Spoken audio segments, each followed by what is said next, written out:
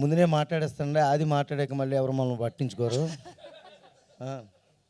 రాంప్రసాద్ మాట్లాడినంతే. Thank you very much అండి అందరికీ.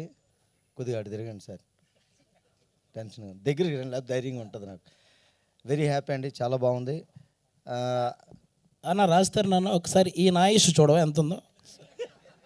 ఏమండి, ఎక్కడైనా బయట ఆటో మీటర్లు చూసాం కానీ ఆయుష్ మీటర్లు ఏంటి సార్ కొత్తగా? భయం వేస్తుంది. మీకు ఆ మీటర్లను కనబడితే ముందే చెప్పండి, జాగ్రత్తలో ఉంటాం మేము. ఇంకో అది అక్కడ ఉన్నాడు, ఇక్కడే ఉన్నాడు అనుకున్నాను. Sir very happy. నిజంగా అభి గారి గురించి ముందుగా అందరికీ నమస్కారం అండి, మీడియా వారికి, ఇక్కడ వచ్చిన అందరికీ కూడా నమస్కారం. అభి గారి గురించి ముందు చెప్పాలి. ఆయన ఏ వర్క్ చేసినా మేము అక్కడ జబర్దస్త్లో చూసాం కాబట్టి చాలా హార్డ్ వర్క్ చేస్తారు. ప్రతిదీ రాసుకున్నది రాసినట్టుగా చేసి అందరి చేత ప్రాక్టీస్ చేయించి టైమింగ్ ఉంటుంది. సేమ్ అదంతా కూడా ఈ సినిమాలో చూశాను. చాలా క్యారెక్టర్స్లో నాకు అభి గారే కనిపించారు అక్కడ. వాళ్ళందరూ చేసి ఆయనకి ఎలా కావాలో చేయించుకుంటారు, అలాగా అంత బాగా చేశారు. అలాగే వెరీ హ్యాపీ.